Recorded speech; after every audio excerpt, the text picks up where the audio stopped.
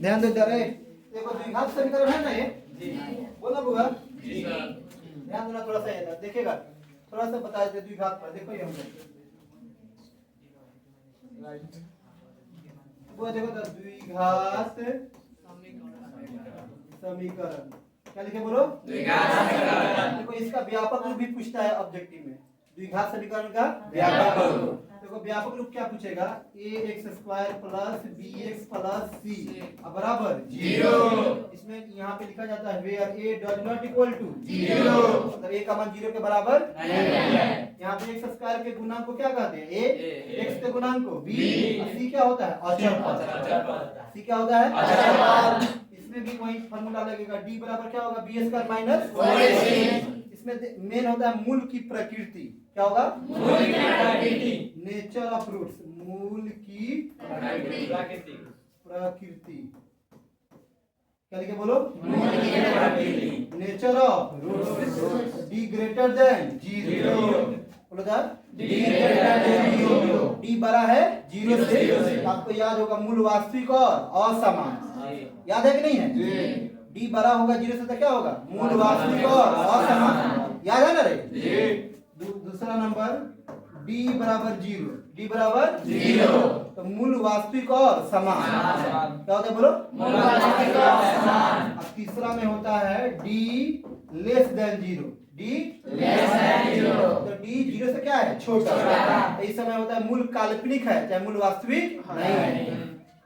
तीन गो बात होता है, तीन गो कंडीशन है, ये पर भी ऑब्जेक्टिव में रहता है। d बड़ा है 0 से तो मूल वास्तविक और असमान, बोलो असमान। d बराबर 0 तो मूल वास्तविक और समान या बराबर।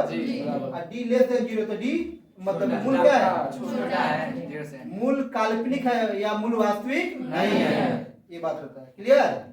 बोलो ना।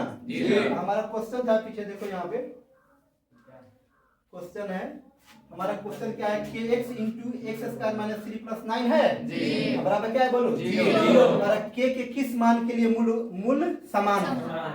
k के किस मान के लिए मूल समान है? तो बताओ, सबसे पहले इसको गुना कर सकते हैं, बताइए जी। गुना कीजिए, kx में x से करें तो क्या हो जाएगा? kx² होगा जी। अच्छा kx का चिन्ह प्लस है या 3 का चिन्ह क्या है? माइनस। तो प्लस इंटू माइनस क्या हो जाएगा? माइनस। 3 में गुना करेंगे तो 3 प्लस 9 बराबर 0। तो आएगा कि नहीं आएगा? क्लियर है?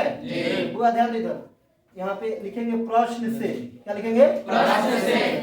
प्रश्न से देखो प्रश्न कह रहा है कि मूल समान है। प्रश्न क्या कह रहा है? मूल समान है। तो मूल समान होगा तो d बराबर क्या हो जाएगा? 0। अभी ना बताया है। अब मूल वास्तविक और असमान होगा तो d बराबर क्या हो जाएगा? 0।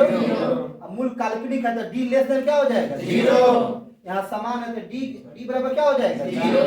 तो ध्यान दीजिए, d का सूत्र आपको याद है कि नहीं है? बोलिए क्या होता है? d बराबर b² माइनस 4ac बराबर 0। b का मान यहाँ से देख के बता सकते हैं b का मान बताइए। माइनस 3k का स्क्वायर हो जाएगा 4ac है। a का मान बताइए, a का मान क्या है? x²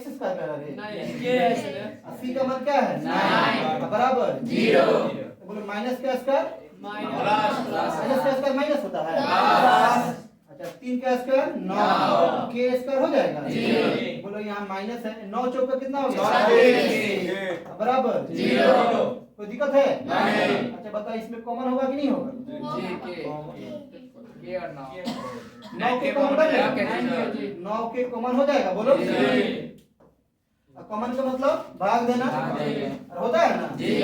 यहाँ पे देखिएगा, यहाँ पे क्या हो जाएगा? 9 के से एगो के कट जाएगा ना, 9 से 9 कट जाएगा, माइनस से 9 चौक के से के कट जाएगा बराबर 0। बोला एक 0 के बराबर करेंगे जी। इफ लिखेंगे, इफ माने होता है यदि। क्या होता है बोलो? यदि 9 के बराबर क्या हो जाएगा? 0। के बराबर 0 बटा कितना? 9। के का मान 0 आएगा कि नहीं आया? उसके बाद देखो एक और के का मान आएगा, लिखेंगे यदि। बोलो यदि के माइनस 4, बोलो के माइनस 4 बराबर क्या हो जाएगा? 0। के बराबर कितना आ जाएगा? 4। इसलिए के बराबर कितना हो गया? 4। के मान देखो ऑप्शन में रहेगा, मतलब क्या दोनों हो सकता है, के बराबर 0 के बराबर 4। कोई दिक्कत है बोलो? समझ में आया कि नहीं आया?